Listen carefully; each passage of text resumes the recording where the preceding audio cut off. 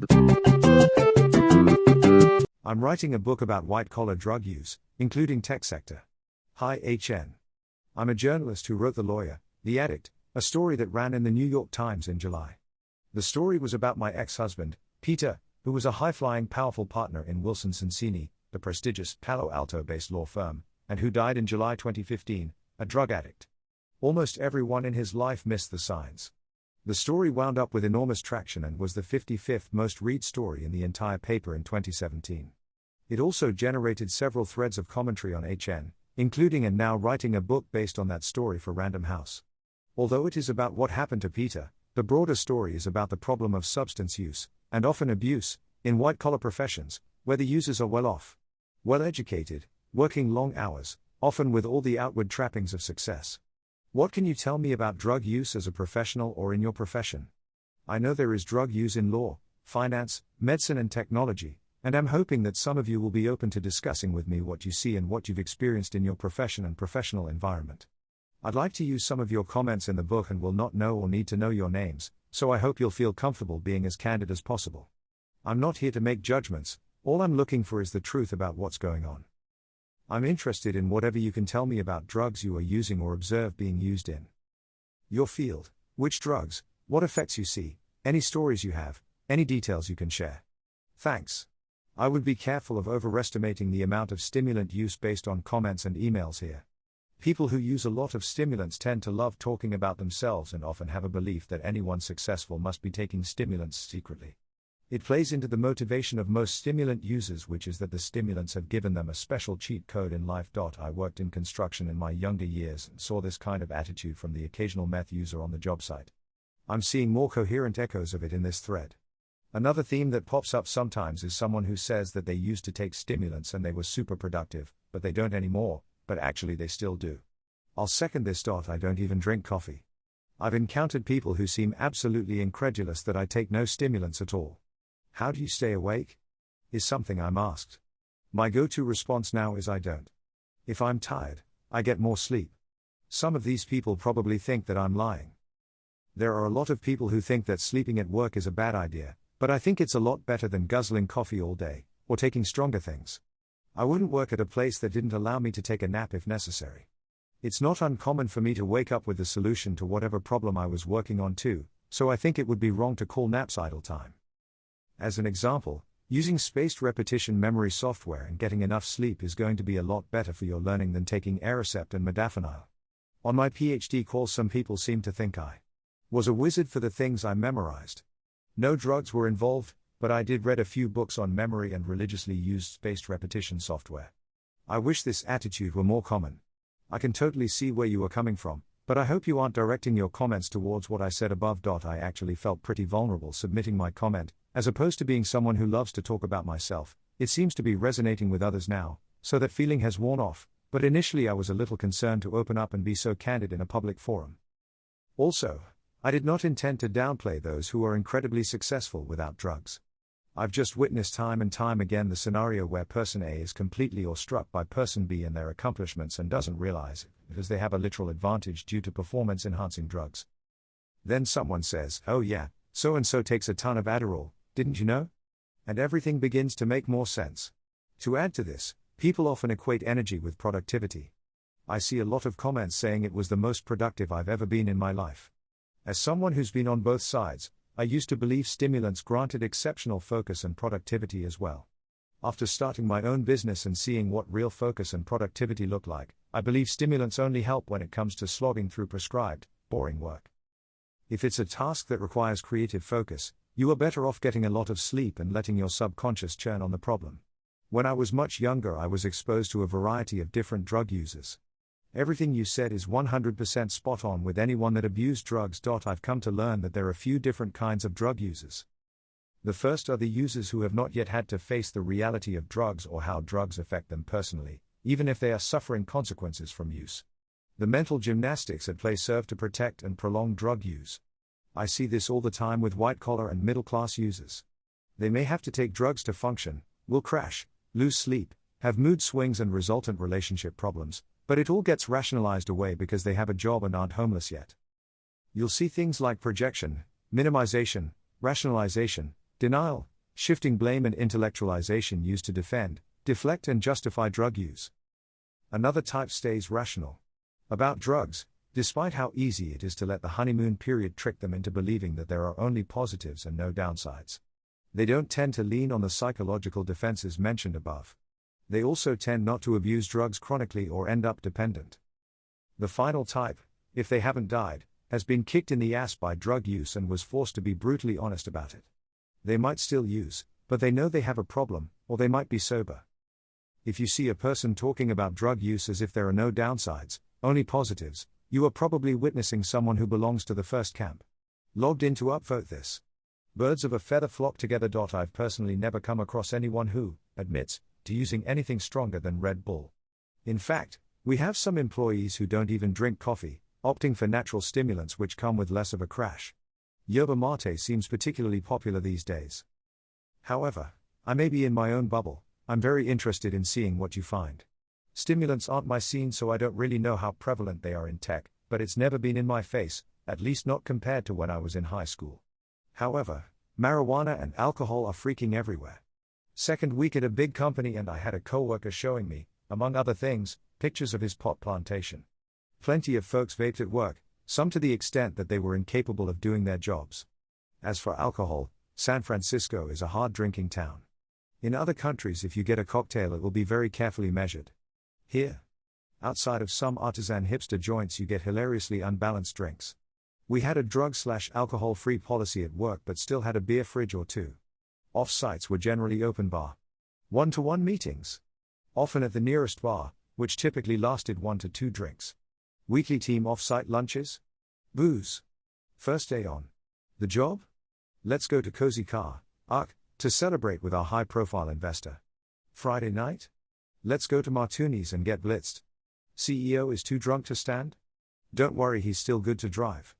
Hardly strictly with the co-workers? Sure, let's make a picture of margaritas first. This may be true for many, but my history with stimulant usage was limited to coping with a lack of sleep. I'd work 70+ hours a week between 2 jobs and then still spend time working on freelance tech work to try and get out of fast food and pizza delivery. There were severe side effects, and even thinking of taking that crap again makes me feel a bit sick. Anecdotally, work in wireless telecom. Tower climbing contractors have shifted to hair tests for drugs because so many applicants try to evade tests, or test positive. They also regularly have issues with people who get their driver's licenses revoked for DUI, to the extent that job postings including must have current/valid driver's license. Indeed. Just to add another data point to the negative dataset, I don't do any drugs, including coffee. I drink decaf. I feel like being in a natural state is when I'm at my best. I drink alcohol sometimes on weekends, but never while working. It clouds my thinking too. Just my very personal 2C. Greater than another theme that pops up sometimes is someone who says that they used to take stimulants and they were super productive, but they don't anymore, but actually they still do. Or never were. I mean super, just regular productive as on motivated. Adderall and cocaine. I remember a CEO of one of my early startups would give me 5 mg Addies to help me get more done. I appreciated it because it was great to get the added boost to focus. I eventually worked my way up to taking 30 mg of XR daily, legally, doctor prescribed, and it was the most productive I have ever been in my life. I worked 24/7. I was working a normal consulting job while also working on a startup/app in my spare time. I did UI/UX/frontend/backend/API development and sent cash overseas for an iOS developer that I managed. None of this would have been possible without stimulants. It's only way to do some of the things that the really successful engineers are doing. You forego eating, exercise, etc. and spend 110% of your time on working and chasing the high of getting shit done. It's not sustainable though. I eventually went cold turkey. I do not recommend that, as it will completely ruin your life for 6 months to a year. I was not productive, I gained tons of weight, my self-confidence went to shit. My life really went into a downward spiral. Now I am 100% drug-free and am not at the same level I was back then, but I am very productive and focused. I would not go back to where I was, even for the productivity gains. I eat clean, low-carb, ketogenic, weight-lift in my basement, row 5K/10K every few days for cardio. My only vice is really coffee and the low-carb cocktails on weekends. Best of all, I do not wake up in the morning needing a tiny pill full of amphetamine salts. Seeing a manager go this path, and seeing his productivity plummet, I'm pretty sure the productivity boost is merely perceived. There was a story on HN with people trying to microdose on LSD, and the alleged benefits. Long story short, when they asked peers about their performance, they noticed they're more distracted and not more productive, while those doing the microdosing thought they're on a super productive trip. We notice this manager is in a constant state of brain fog to a point where his speech changed, like he's drunk, while I'm pretty sure he thinks he's a 10x machine and wouldn't be able to pull all of his workload off without drugs. You get more sick days, you need more time to recharge, while thinking you're on your absolute productivity peak. And when you crash, you're basically unemployable, unproductive for 6 months to 1 year. Not worth it, imho.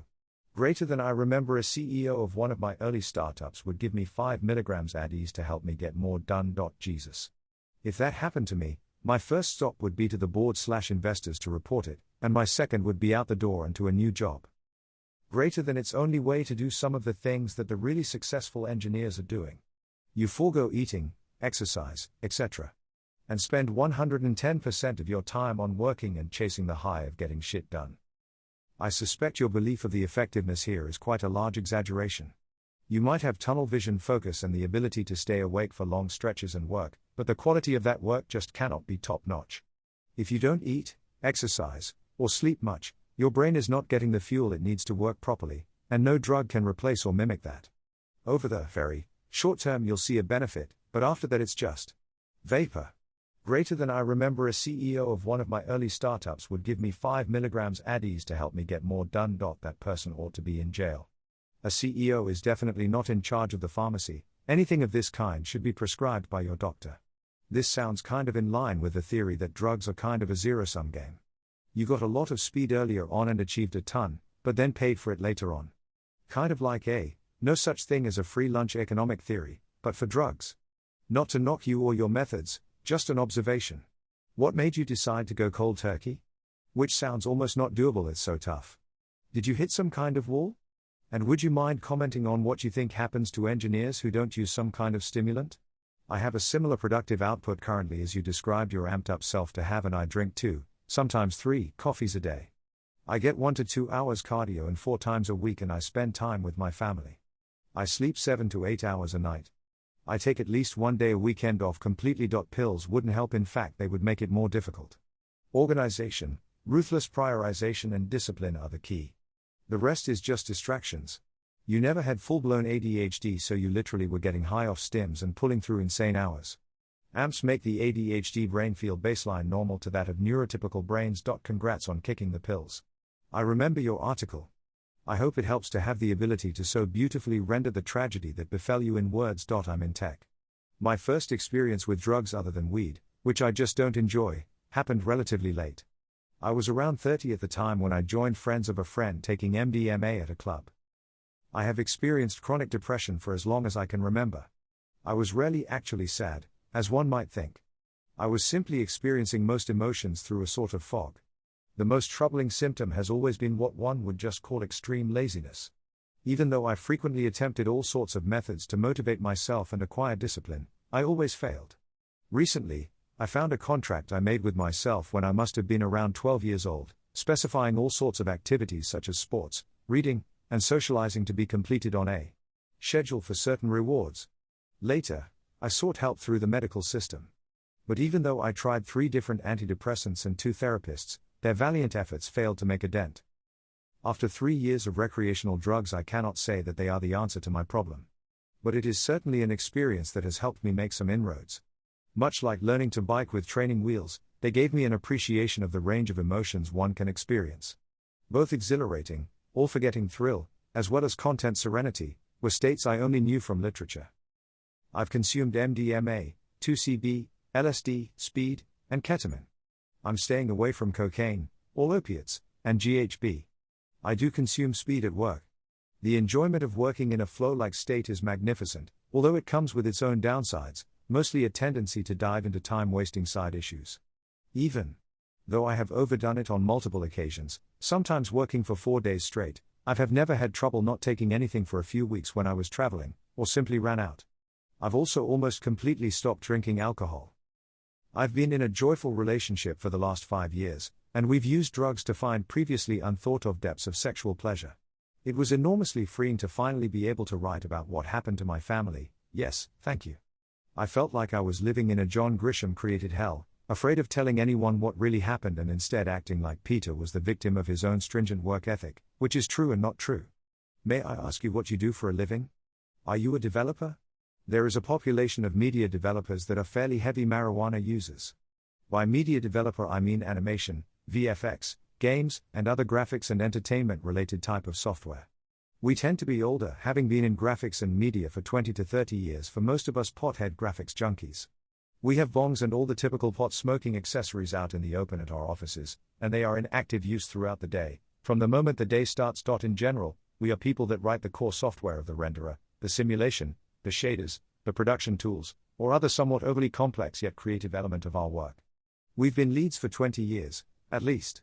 We're all people that enter into deep states of flow when stoned, and many of us believe the pot is required to quickly enter flow and then stay there for hours on end as we develop. We're split between people with pot belly and people that actively work out. The only consistency of this crowd is we all use pot to isolate ourselves into our work, and we're working in media production. Now media production itself drives many people to drugs, simply due to the pressure of that ever-present deadline. I'd like to clarify that the pot smoking developers I'm talking about typically ignore this pressure, mocking it, because they have already adopted an obsessive developer lifestyle. These are basically creative stoners that would work like this anyway, and are glad to get paid well doing what they love anyway. Also, this is all we do, pretty much 7 days a week. We're obsessive. The pot seems to aid that obsession. Our employers like our productivity and look the other way towards our open smoking in the studio. Personally, I smoke about 1 ounce of high-grade indica per week. The typical pot smoker is 1/8 that. Greater than. We're all people that enter into deep states of flow when stoned, and many of us believe the pot is required to quickly enter flow and then stay there for hours on end as we develop. Same here. Extremely deep flow state. Anything distracting or urgent is largely ignorable. Rewards from accomplishing things are increased. The problem at hand becomes the main thing. Anxieties, fears and worries are greatly attenuated. I spend a lot of time meditating, trying to reduce the negatives so I can cope when I'm around normies at my day job. But I get much more done at home alone, vaping. BTW, have you experimented with edibles? Might be easier on your longs than bongs. Greater than. We're all people that enter into deep states of flow when stoned, and many of us believe the pot is required to quickly enter flow and then stay there for hours on end as we develop. Same here. Extremely deep flow state. Anything distracting or urgent is largely ignorable. Rewards from accomplishing things are increased. The problem at hand becomes the main thing. Anxieties, fears and worries are greatly attenuated. I spend a lot of time meditating, trying to reduce the negatives so I can cope when I'm around normies at my day job. But I get much more done at home alone, vaping. Glad you're looking into this. As a counterpoint, I've been a developer 10 years. I've worked at a few established businesses, 2 startups, 1 US-based and 1 German, and 2 consultancies. I worked in person in Charlotte, North Carolina and remotely since then. I've never worked in Silicon Valley. One employer had a play hard culture, encouraging alcohol abuse outside of work. I didn't stay there long. Perhaps I've self-selected based on my values. I don't work overtime, but I've never heard drug use condoned in any of those places, or at conferences I've attended. And I've often heard overwork spoken of as counterproductive and exploitative, as a thing that wise coders avoid. I was not aware that drug use as a programming aid existed in the industry, though human nature being what it is, I'm not shocked. Just a caution that this shouldn't be portrayed as if it's ubiquitous. Without statistical evidence of that, I definitely fall on this side of the scale. I've certainly heard of people using performance enhancers in a programming context, and have seen hard drug use at parties, very infrequently, but it was never my thing. Hell, I don't even drink coffee, and none of the people I know well and consider solid developers have a drug habit. I think, and this cuts both ways, people into the drug scene naturally gravitate toward others that are also into it, to the point where they think everyone does it. I suspect tech's drug problem isn't markedly larger than society's drug problem as a whole. It's perhaps smaller considering knowledge workers get paid based on how well their brains work, and long-term most drugs seem to mess that up. I'd love to see a concerted effort to study the prevalence of this sort of thing. It's frustrating that I can't validate my expectations here. Yes, absolutely understand that. And I'm coming at this as someone trying to learn what the situation is. I don't have a preconceived notion of stimulant or amphetamine use as being pervasive. That's why I'm here to learn. Thanks. A problem for me as a reporter, is the lack of statistical evidence of any kind for this. It's very difficult to get an accurate portrayal of the problem based on surveys that would require self-reports. That's why forums like these are helpful in informing my reporting. I'm a New York-based finance professional, former investment banker turned private equity investor, with a background using a wide variety of drugs, but mostly heroin. Besides heavy drinking and rare cocaine use among younger peers, analysts, I didn't see a lot of substance abuse. I often felt quite alone, especially in using my drugs of choice. I started using heroin right after I graduated high school, and used it throughout undergrad, as it honestly helped me get better grades by quieting the turmoil in my mind. I experimented with Suboxone and Methadone after graduation, and was using a mix of Methadone, Provigil, a stimulant, to counteract the drowsiness from the Methadone, and Alprazolam, to take the edge off the Provigil, when I started my first banking job in NY. I was let go for nodding off at work. At my next job, I started using heroin again after a brief period being drug-free, and started injecting. I had a short-lived job at another investment bank, where I injected heroin, cocaine, or a mix of both pretty much all day at work, even setting up a way to do it at my desk discreetly to avoid having to get up and go to the restroom so often. That job obviously did not last long. I used like that for a few months, got another job at a bank, and stopped those drugs, but continued to seek prescription painkillers sporadically, and drink to take the edge off. I managed to keep it together for that job, but my overall demeanor made it tough to really succeed. Before starting in private equity, I got sober, no controlled substances or alcohol anymore, and have been sober since mid-2012. It's been the biggest and best decision of my life. I used to think I was perhaps one of just a handful of finance professionals with as intense background in hard drugs. But I'm coming to see there are too many of us out there. Serious question, how did you obtain a series of banking jobs after previous employers noticed, fired you for your drug use? Do prospective employers overlook these things, or never check references? Wow, this discussion is mind-blowing. Working in software dev for 20 years, in Germany, and I have never seen any developer taking any stimulants. But maybe this is because only my first job was at a young startup, and I quickly learned that working 24/7 just isn't for me and I need a more stable environment. Today, the way Whale Salad and others describe the effect of Adderall sounds interesting to me, but I would never take the risk. I want to see my kids grow up, and I certainly wouldn't give this up just to be able to work more hours. You need to reply to the comment by blah who thinks literally every developer in Germany is high all the time. I think people who do drugs just gravitate to other people that do drugs. For me, the limiting factor on my productivity is not how godlike my mental state is, it's whether I can get the info I need from that guy on the other team or when the project manager will sign off on a needed change. Smile. I feel completely the same. I have been working in electrical engineering in Zurich, and I've never seen or heard anyone use anything other than caffeine during and alcohol after work. Now I wonder whether I'm just naive or there is a massive cultural divide between Silicon Valley and Central Europe WRT stimulants. I can add one anecdotum. I'm from the Netherlands and don't know of drug abuse in the two businesses I interned at. I do know that some friends of mine, who are devs/engineers, occasionally use various drugs recreationally, but never for work. The only drug use I know of is Ritalin or other legal stimulants for those diagnosed with AD/ADHD, and of course coffee/tea/alcohol. I would apply a grain of salt to the claims of people who are avid drug users, as to the popularity of drugs. There is an incredibly strong birds of a feather flock together effect at play. The social circles of people who think they need drugs to do their job are going to only minimally overlap with people who find that notion crazy and dangerous. I am open to discussing this in raw detail. Contact in my profile. Most programmers, scientists, people in finance and startups I know take a lot of stimulants. I take a lot of stimulants. Edit, as others have pointed out, there's a strong selection bias going on here. I actively seek out people who I know take stimulants, and we naturally congregate socially based on a bunch of subtle and explicit cues that signal we are safe to talk to about this kind of thing. My experience is not a random sample, I'm just responding to the request in the op. I have pretty severe AD, so I take Ritalin. Initially it was on prescription, but then I realized it was actually easier and cheaper to just get it from other sources. I was pretty productive before because I developed a bunch of working practices that mostly contained the AD, but with Ritalin, I feel superhuman. And to be honest, I can output an order of magnitude more and better than most people when I'm up. I recently moved to Berlin, where everyone is up all the time. I know people who founded or are working for hundreds of businesses. Everyone, every single person, is up all the time. Adderall, Dexedrine, Ritalin, plain old speed paste, cocaine, kratom, modafinil. LSD or MDMA microdosing. Everyone works best when they are up. Then on the flip side, Xanax, Zorpiclone, diazepam help control the wiredness and allow you to sleep when you want. Everyone is doing this. I know it's the same in London and New York. If I have a good week, I generally will take perhaps 30 mg Adderall IR a day, or 50 mg Ritalin IR. If I need to brainstorm or deliver something with someone, we order whatever. Stimulants are delivered within 15 to 30 minutes by taxi here, and work through the night to get stuff done. This is normal.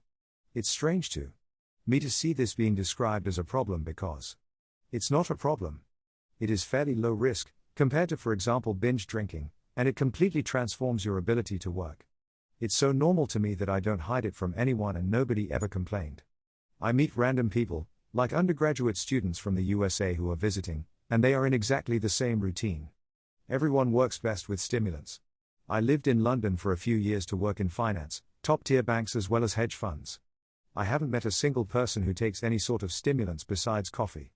I'm a software engineer myself, and your world seems very different from mine despite having worked in the same city. Your normality looks completely foreign to me. I was diagnosed with AD in college and put on Dexedrine.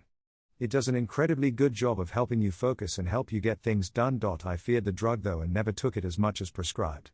I phased it out completely after a few years and later realized that there are other factors that can help just as much with your attention deficit. Sleep, diet, and exercise are insanely important. I believe a lot of people on drugs for AD could just focus on these three things and effectively cure their AD. Definitely not all people. I am sure there are plenty that need help, but a lot of the time I see it overprescribed, in my non-medical opinion. Just moving to a low-carb diet helps a ton. Sleep helps a ton. Exercise helps you feel good and sleep well. On the flip side, bad sleep habits, like those you develop in college, lead to bad eating habits and bad exercise habits. It's a vicious circle.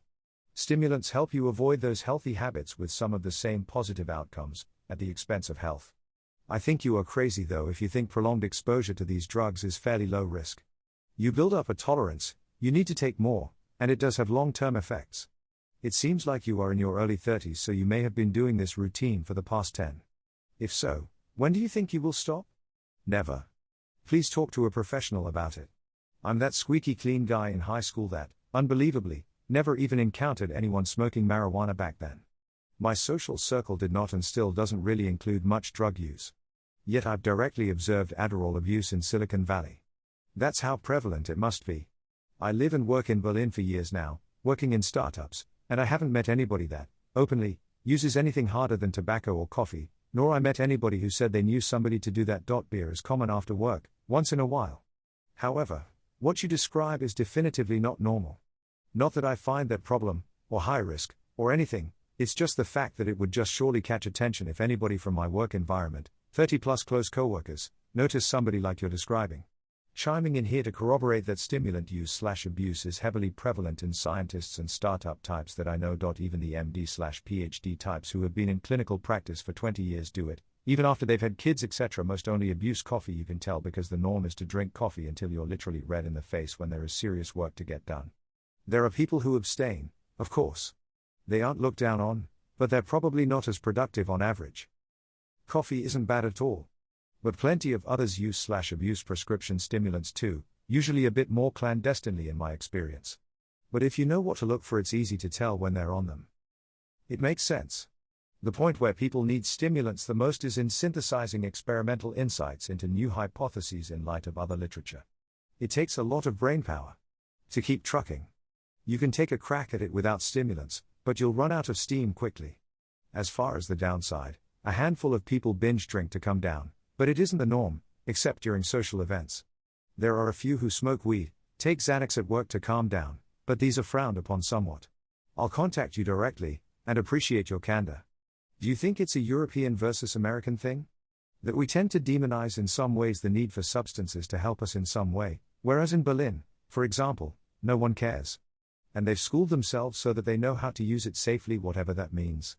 Surely taking this stuff in the long term has some effect on the body. Not sure if the effect is necessarily degrading in some way, but it must have an effect, at least on the liver, no. With all due respect, my friend, and honestly I don't mean to insult you, but what you're describing, drugs are everywhere, everyone does them, everyone works best with them, It's all prevalent and normal is a bit of a drug addict's mentality. I have friends who are potheads and they swear that everyone smokes weed and everyone who's ever done something meaningful in their life is because of marijuana. Not everyone does drugs, and not everyone works best with them. It's not normal, it's not enhancement. Have you had your work evaluated by people who are not drug users, to verify if it actually is better? And what if you're on a team with someone who doesn't wish to use drugs? Are they just cut out of the big ticket tasks?